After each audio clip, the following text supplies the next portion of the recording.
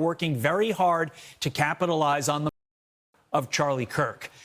Wow, I can't believe he said all of those correct things. I can't believe Jimmy Kimmel was so right. It's making me reconsider why I didn't even think he was funny. None of these things are even jokes at this point. It's just correct statements that he's saying. Again, we are prosecuting correct statements. Objective statements. Let's get right to the news breaking overnight. By now, you've heard from Hollywood that ABC has suspended Jimmy Kimmel's long-running late-night show indefinitely after an angry response to comments he made about the conservative activist Charlie Kirk. This morning, we are hearing reaction from the entertainment world and the president. Jonathan Vigliotti is in Los Angeles with the latest. Jonathan, good morning to you. And Gail, good morning to you. A rerun of Family Feud aired in place of Jimmy Kimmel Live last night. The move to indefinitely suspend his show is now raising new questions over the ways the Trump administration is pressuring private companies. Jimmy Kimmel! Days after police arrested the man suspected of assassinating conservative activist Charlie Kirk, this was Jimmy Kimmel's reaction Monday night. We hit some new lows over the weekend with the MAGA gang desperately trying to characterize this kid who murdered Charlie Kirk as anything other than one of them and doing everything they can to score political points from it. In response, FCC Chairman Brendan Carr, a Trump appointed broadcasters Wednesday while speaking on a conservative podcast. They have a license granted by us at the FCC. Bro, I can't believe they just like they cover it as though it's like valid. Just, it's not only unconstitutional, but it's invalid. And no, this isn't cancel culture. This is worse. This is an actual violation of the First Amendment. Okay? It's only cancel culture if a bunch of Republicans decide this is unacceptable and they start crying. Okay, Republican voters. When you bring in the government and the actual organs of the state, then it becomes a violation of the First Amendment. That comes with it an obligation to operate in the public interest. I mean, look, we can do this the easy way or the hard way. These companies can find ways to change conduct, to take action, frankly, on Kimmel, or there's going to be additional work for the FCC ahead.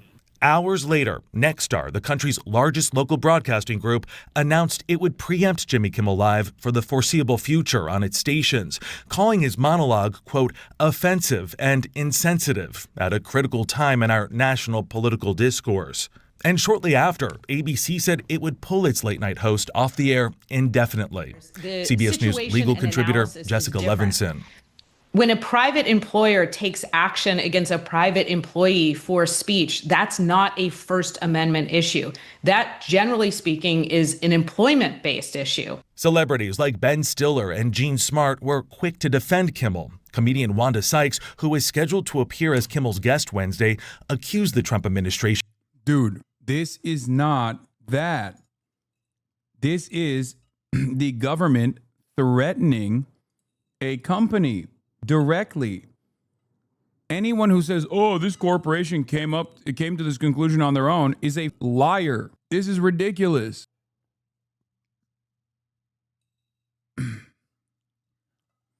The government cannot compel speech. That is, you don't have to be a constitutional scholar, okay? The government cannot compel most speech, let's say. Because obviously, issuing to the president or whatever, you can't do that, right? You can face criminal repercussions for things such as that. But in most circumstances, the government cannot compel speech, okay? This is the government compelling speech. So for a lot of people, you cannot say that you want to the president. It is illegal. You can't say it. I'm not going to say it because, obviously I'm going to get clipped. So the whitest kids you know skit. Yeah. Of ending free speech. Hey, for those of you who pray, now's the time to do it. Love you, Jimmy. Reacting to the news Wednesday night, President Trump called it great news for America. Kimmel has routinely taken aim at the president in his late-night monologues, and he's subsequently been a target of Trump's ire, including after CBS announced it was canceling its Late Show franchise with Stephen Colbert, citing financial concerns. I guess that wasn't enough for El Presidente because he posted, the word is, and it's a strong word at that, Jimmy Kimmel is next to go in the untalented late night sweepstakes. You want us to be canceled because we make jokes about you? I thought you were against cancel culture. I thought that was like their whole thing. And we must be careful not to allow the government to punish critics simply because of content. Ana Gomez is one of two FCC commissioners working with Carr. She was appointed by former President Joe Biden and called Kimmel's suspension a dangerous new precedent. This administration is increasingly using the weight of government power to suppress lawful expression, not because it glorifies or breaks the law, but because it challenges those in power and reflects views they oppose. And we asked Jimmy Kimmel and his reps for comment, but haven't heard back. We should note that Nexstar decided to preempt Kimmel's show as it seeks FCC approval for a $6.2 billion merger with another media company, Tegna. Nate? Jonathan, thank you.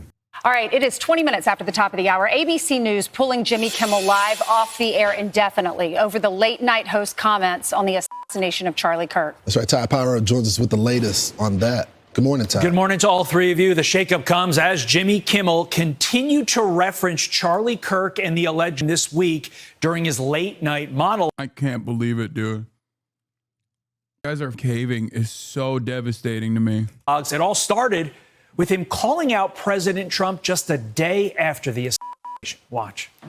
With all these terrible things happening, you would think that our president will at least make an attempt to bring us together, but he didn't. He had some new lows over the weekend with the MAGA gang desperately trying to characterize this kid whom Charlie Kirk as anything other than one of them and doing everything they can to score political points from. After the comedian's contentious remarks about the president on September 11th and then the MAGA base on September 15th, as you heard, Kimmel continued again on Tuesday, stating, quote, many in MAGA land are working very hard to capitalize on the murder of Charlie Kirk. Wow, I can't believe he said all of those correct things. I can't believe Jimmy Kimmel was so right. It's making me reconsider why I didn't even think he was funny. None of these things are even jokes at this point. It's just correct statements that he is saying. Again, we are prosecuting correct statements. Objective statements. FCC warning Disney there would be action taken against his comments, and then ABC pulled him off the air indefinitely shortly thereafter. Just before ABC's announcement, the president of one of the country's largest TV stations said it would stop airing Kimmel's show, calling the host's comments offensive and insensitive, and that they don't represent the values of the communities in which we are located. They're going to replace programming in its ABC-affiliated markets. SAG-AFTRA, though, responding to the suspension, stating that the decision is the type of suppression and retaliation that endangers everyone's freedoms. Now, all of this news comes as yet another ABC reporter issues an apology for insensitive commentary on Charlie Kirk's gushing over the alleged text to his roommate. It's very touching in a way that I think many of us didn't expect. A very intimate portrait into this relationship between the suspect's roommate and the suspect himself, with him repeating. Does this ever stop eating? No, because after I'm done with the stream, I click stop streaming and then I go eat your mother's pussy. Isn't that dope? She loves it. I'm your dad now. I'm your stepfather. Actually, I'm not your stepfather. I'm the father that stepped up. Calling his roommate who is transitioning, calling him my love, and I want to protect you, my love. Matt Gutman, the reporter pictured there, posting, quote, yesterday, I tried to underscore the jarring contrast between this cold-blooded assassination of Charlie Kirk and the personal text read aloud by the Utah County attorney. I deeply regret that my words did not make that clear, but let there be zero doubt here. I unequivocally condemn this horrific crime. Back over to you. Okay, thank you, Todd. Appreciate it. I'm Steve Ducey. I'm Brian Kilmeade. And I'm Ainsley Earhart. And click here to subscribe to the... It's funny because, like, they can't find anything valid to get mad at. So mainstream outlets are so worried about exactly this that they would never, you know what I mean? They would never actually, like, even entertain saying something that is, like, off color. And that statement that he apologized for wasn't off color either. It's just more offensive that he actually had to apologize for that. So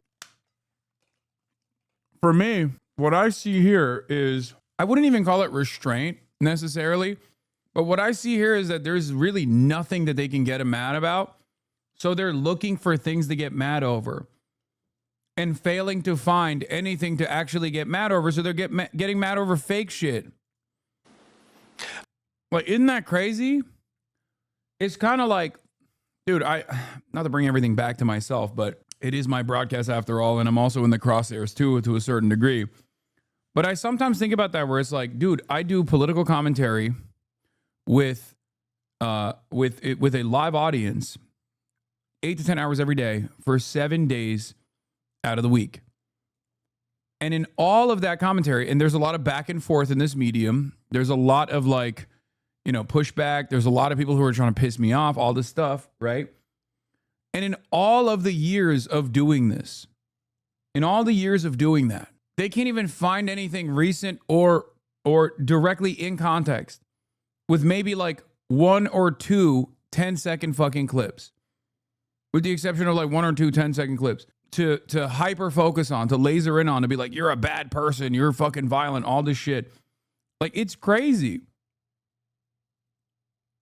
It's crazy. And the same goes for all these journalists. They can't find anything in mainstream media that actually reaches a standard of inappropriate misconduct. So they are fake mad at shit that nobody would actually be mad at. Nobody should actually be mad at. They're just faking it. And on a separate issue, free speech, your Vice President Vance said that free speech is under attack in the UK. Do you agree with him? And Prime Minister, we saw the dismissal of a very well-known chat show host in America last night, Mr. Kimmel.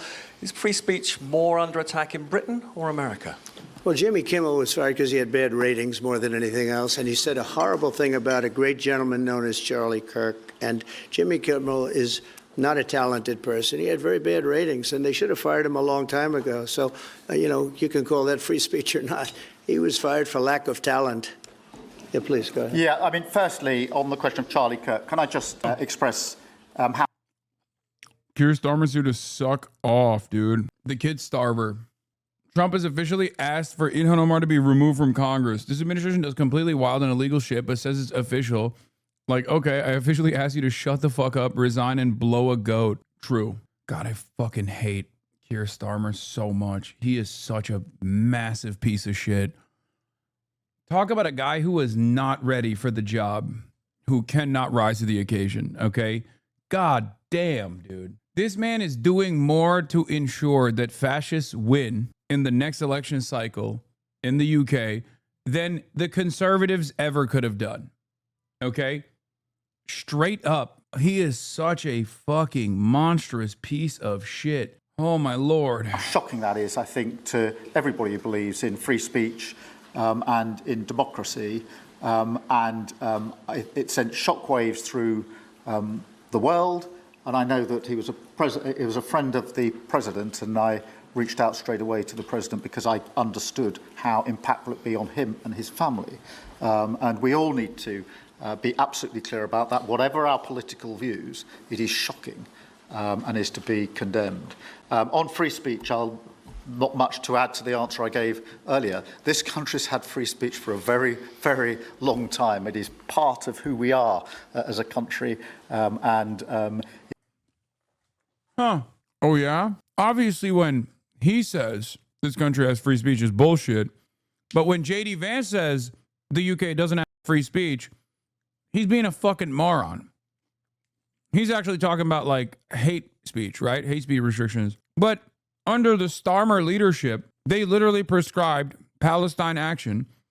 And every other weekend, they keep arresting, like, 85-year-old pensioners who are blind and disabled for the crime of holding up a placard that may say Palestine action. It is so ridiculous. Oh, this country has free speech. Get the fuck out of here. It has the opposite. It is incredibly restrictive. in an incredibly silly way, as a matter of fact. But of course, that's not what J.D. Vance is talking about. That's not what J.D. Vance is talking about. J.D. Vance loves, just like Trump loves, when you tackle the dangerous pro-Palestinian protesters. It is the values that we fought for. We fought for it during the Second World War alongside each other. So we need no reminding of the importance of free speech in this country. Thank you, Robert. Hey, it's Will Kane. Click here.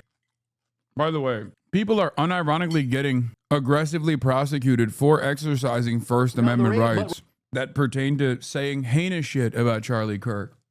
Nothing I've said, but I'm saying, like, there are people who have gone above and beyond. Some people who have obviously addressed, like, the things that Charlie Kirk has said, but other people who have, like, basically celebrated his death, right? That's still not prosecutable. That is not a prosecutable offense. What are we doing? Ratings have come down across the board as a result of course, people just don't watch nearly like they did. I mean, I can go back, and so can my colleagues, to remembering, though, the times of Johnny Carson. Now, again, to that point, Chairman, I mean, you know, the administration in power was typically the subject of most of his jokes, as would seem to be the case now. I mean, these are comedians we're talking about. This is not the news. Well, look, I can tell you, Jimmy Kimmel is no Johnny Carson, and the issue that arose here, where lots and lots of people were upset, was not a joke. It was not, you know, making fun or pillaring me or the administration or the president. It was appearing to directly mislead the American public about a significant fact of probably one of the most significant political events we've had in a long time. Certainly the most significant political assassination we've seen in a long time. And so I don't think anybody's going to try and defend what Kimmel said. And I certainly defer to the decision maker. Why not? What do you mean you can't try and defend what Kimmel said? You don't even need to try. He didn't say anything offensive. It's the easiest thing to do on the planet, which is play the clip and go, what do you find to be so egregious, even offensive, as a matter of fact, in this clip that caused you to engage in the unconstitutional act that you yourself have recognized is outside of the purview of the FCC, to demand Jimmy Kimmel get taken off air? Be specific. What is a crime here? And even if there is no crime, what is even offensive about this sentiment? Do it. He's right there. Then talk about how he, in the past, openly recognized that they did not have the power. The FCC did not have the fucking power to do exactly this.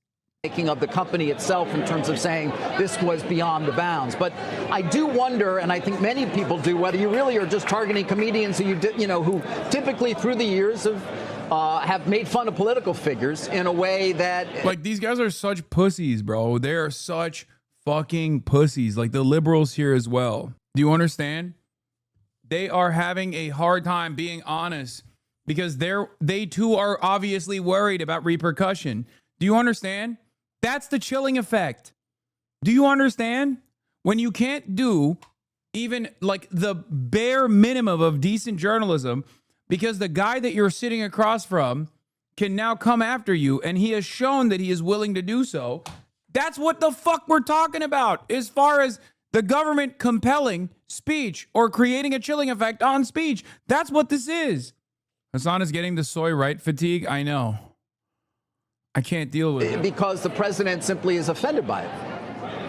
No. Look, again, broadcast TV is different. We're on a cable show right now. You don't have an FCC license. You don't have an obligation to serve the public interest. Podcasts don't either. Stand-up comedians, whether they're on lots of forms of communications, don't. And Kimmel is free to do that. But if you have a broadcast TV license, that means that you have something that very few people have. And you're excluding other people from having access to that valuable public resource. And it comes with an obligation to serve the public interest. And again, over the years, there's been a rule in place at the FCC that local TV stations get to preempt programming that they don't think meets the needs of their communities. But recently, these national programmers, ABC, Disney, Comcast, NBC, they've been exercising outsized control and power over those local TV stations, and there's been no pushback. And this is a very significant moment because local broadcasters are now pushing back on national programmers for the first time that I can think of in modern history. And that's one of the things we want at the FCC. We want to empower local broadcasters that have the public interest obligation to push back on national programmers so that people have more choice. That kind of, I mean, it's interesting. Some people have pulled some of your old posts, Chair Carr, including this one from 2019. Should the government censor speech it doesn't like? Of course not.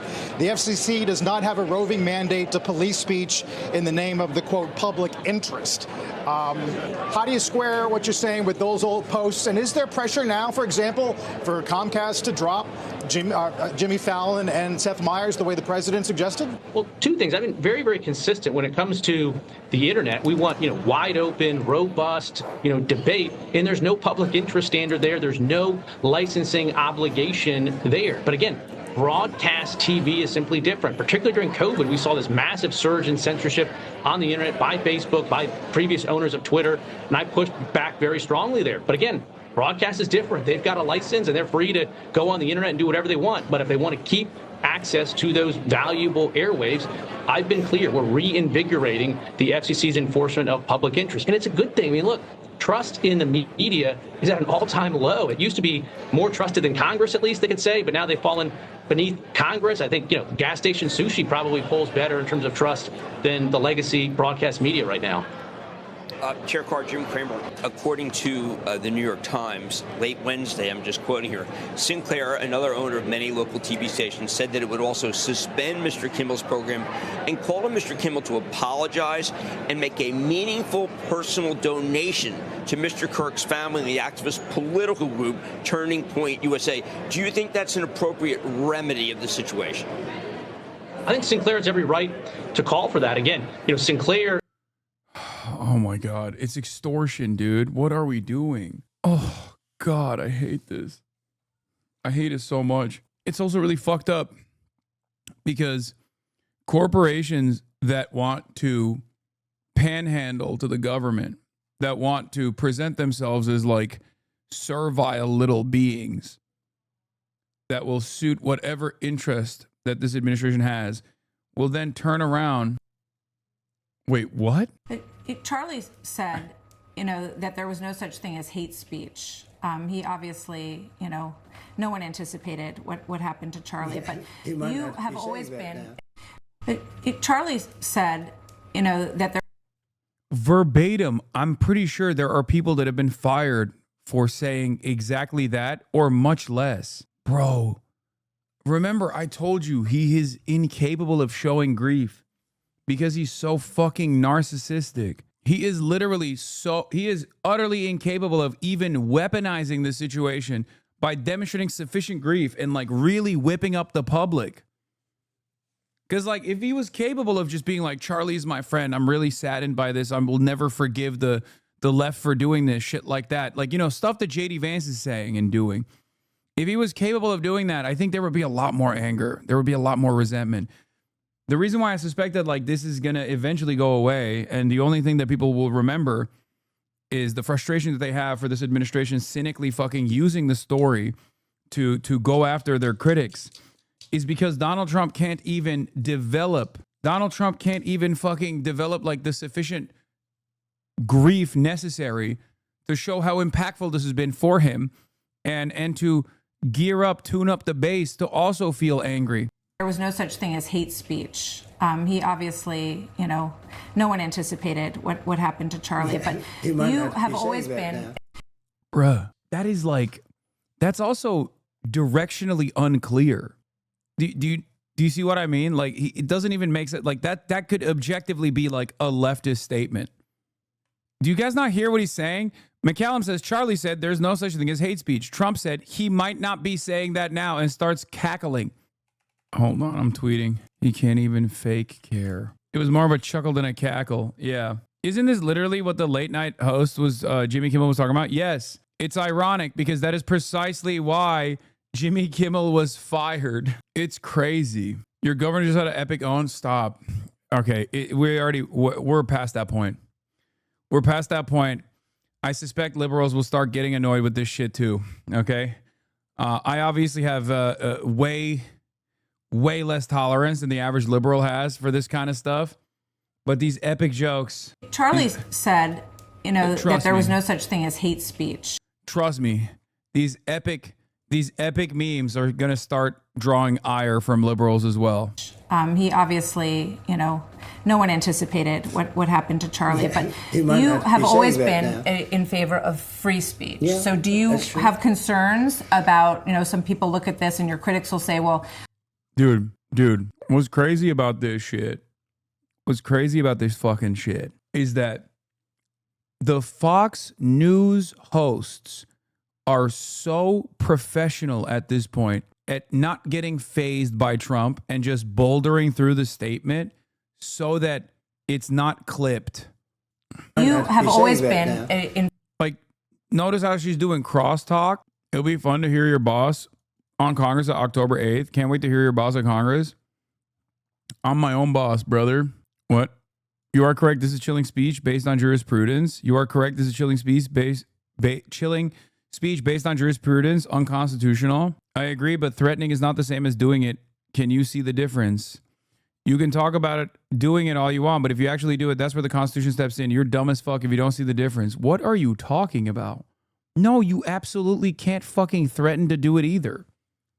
Also, secondly, I like that you also recognize that this can be interpreted as chilling speech correctly, but then quite literally follow through on the government bringing the Twitch CEO to Congress to fucking try to bully Twitch into taking decisions like banning me. Like, do you not comprehend? Like, you agree with me on this side, but then you turn around and you're like, no, but you're different because I hate you a lot more than I hate Jimmy Kimmel, I guess. If you threaten to kill a guy unless they give you $4 and he gives you the money, that wasn't extortion. Yeah, you didn't do it. You didn't do it. Obviously, you didn't do it. You didn't kill him. How can you hate Hasan more than Jimmy Blackface Kimmel?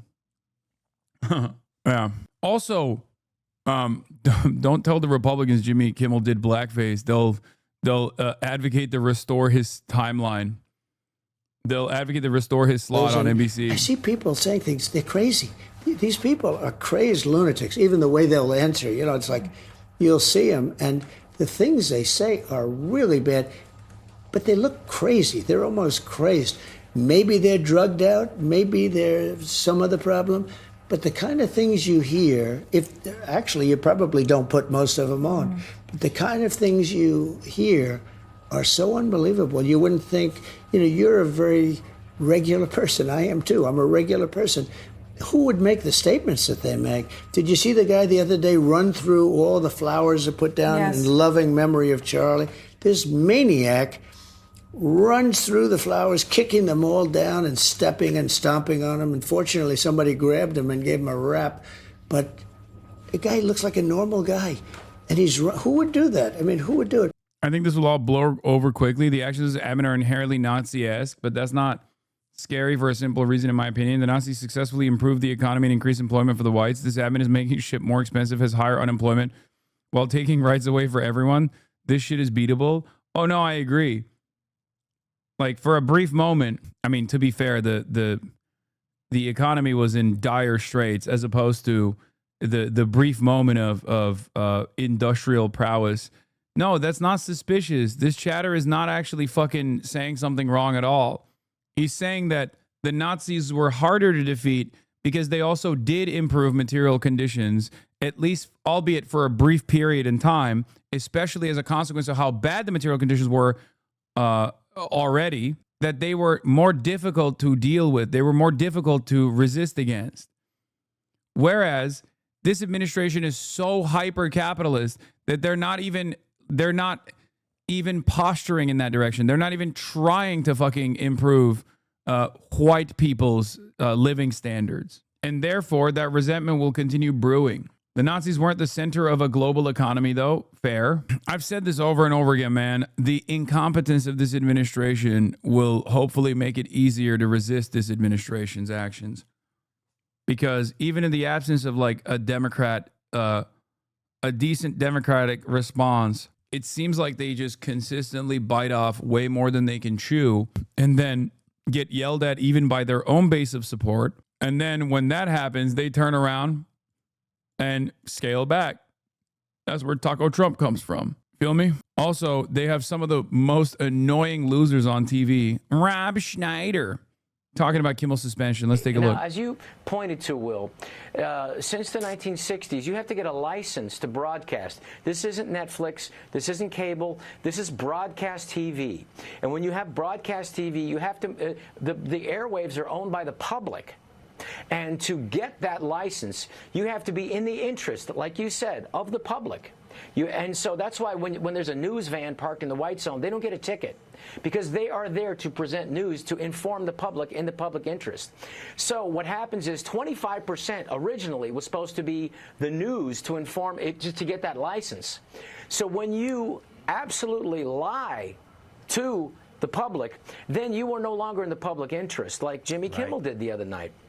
Mislead and lie, and actually was something dangerous. So with the FCC chairman, he didn't say that he was going to pull the license. He was going to give them a warning and ask for an apology, if what I understood on the Benny Johnson show. And so that's not the government doing it. And when 246 different stations around the country say we're no longer airing this, it's because they heard from their consumers, they heard from their customers, and they said that's it, we're not doing it. And so Nexstar, who's a great guy over there, Sean Compton, said that's it. He's the CEO, and said when we have complaints like this, 246, because I'm sorry, it's not just LA and New York. There are people in between who have a real sense of decency. Jimmy Kimmel. Okay, let them express their discontent. Let the ratings suffer, and then force the hand of the company to fucking fire Jimmy Kimmel that way. Nope. It's just like, we're doing you a favor by doing this. Okay, thanks, man. Anyway, but the Wired magazine article on this is correct. Brendan Carr isn't going to stop until someone makes him. Okay? That's it. It's that simple. And the same can go for all fascist power grabs. Also, this is kind of funny, but we're going to use this power to break apart your media deal. Skydance and democracy are incompatible, austerity, as Steph says. And then someone responds, nice dream, but if the Democrats get back in power, they will not wield the power in this way. They are more likely to call you an anti-Semite for targeting a Jewish woman-owned business. Talking about Barry Weiss is low-key true. They'd be like, no, Barry Weiss is an important fixture of free discourse in this country. And as a brave Jewish woman, she has been able to overcome tremendous struggles and tremendous hardship by having virtually every parasitic billionaire fund her franchise, as she's failed consistently upwards and has arrived at this position of prominence that she certainly does not work hard for. Who could have known? You can bet Jon Stewart has something to say about ABC pulling Jimmy Kimmel's show from the air. The Daily Show legend is going to take over the news desk for tonight's episode, breaking the Comedy Central show's usual pattern of Stewart hosting on Mondays. Check the name of her outlet instead of being sarcastic. What? The Free Press? I know. She is 100% pro free speech. Yeah. Barry Weiss loves free speech. Unless you've ever expressed any sort of sympathy or empathy for a Palestinian person, no matter what your job title might look like. You could just literally be a street sweeper. And if Barry Weiss catches you saying maybe Palestinian babies aren't terrorists that deserve to be slaughtered, she will make sure you get fucking fired, okay? Anyway, they're going to tell Skydance to pull John. They can't. Comedy Central, they can't. They can't do that. It's Comedy Central. I don't think they can. But who knows? Maybe they'll arrest him. Fuck it, you know? Also, here was JD Vance. What is it when you want people to do? What is it that you want people to do when you call them Nazis? What is it that you want them to do when you call them fascists? This rhetoric is completely out of control and is part of the entire network of violence that exists on the far left. What is it that you want people to do when you call them Nazis? What is it that you want them to do when you call them fascists? What is the proper response when you say that Donald Trump and JD Vance and Charlie Kirk are threatening your safety? What do you expect people to do? This rhetoric is completely out of... No, totally. It's words are violence only when you correctly declare a Nazi as a Nazi. Okay, that is the only time when words are violence. Not in the inverse, by the way. Not when you call someone a terrorist. Not when you call someone a commie. Not when you fucking call entire swaths of the transgender population pedophile groomers. That actually doesn't invite violence at all. That's actually perfectly valid, perfectly awesome, perfectly true. Okay? And anyone in retaliation to that Nazi-style rhetoric turns around and says, hey, man, you sound a lot like a Nazi. Then you go, whoa, whoa, whoa. Words are violence. Words are violence, sir. This entire network of violence that exists on the far left. I want to remind everybody here that J.D. fucking Vance is one of the only people in this administration that has openly called Donald Trump a Nazi, Adolf Hitler to be exact. The other person that has called Donald Trump a Nazi is RFK Jr. You dehumanize your political opponents. You fund paid activists to go and harass them and terrorize them. We've had a White House senior staffer just in the past week who has had actual representatives of the Democratic Party going around passing leaflets trying to get his neighbors to harass him and showing people where he lives, where his wife lives, where his young family lives. If that's not political violence, if that's not political harassment, I don't know what the term means. Yeah, Roy Jones Jr., what is it that you want people to do when you call them Antifa? What is it we want them to do when they call them Marxists? This rhetoric is completely out of control as part of the entire network of violence that exists on the far right. Antifa doesn't exist. Yeah, I mean, that's it. Is he saying he was trying to incite violence against Trump when he called him Hitler? Yeah. I saw this tweet and I thought it was your tweet at first. John Oliver, get behind me. No. It's awesome because any and every platform is completely beholden to the mercies of the platform owners that can just as easily sell it to the highest bidder who might want to take it over because they think it's not sufficiently pro-Israel, for example. And the reason why I'm specifically talking about the pro-Israel side of this is because, as many of you know, for the past month, I have been talking about Larry Ellison's son, the CIA's very own Oracle founder, Larry Ellison's son, who's also a billionaire, purchasing CBS and giving editorial control to over CBS to Barry fucking Weiss. And they did that on purpose. Like, they straight up, openly, and deliberately said, we're purchasing CBS and we're giving it to Barry Weiss so that CBS can be more right-wing and more pro-Israel. And the reason why CBS was even sold was because the previous owner, who refused to sell it, was also mad about how fucking not sufficiently pro-Israel CBS was. Think about that. The Ellisons, Larry Ellison specifically, is also trying to purchase TikTok, another outlet that the ADL targeted alongside myself on Twitch.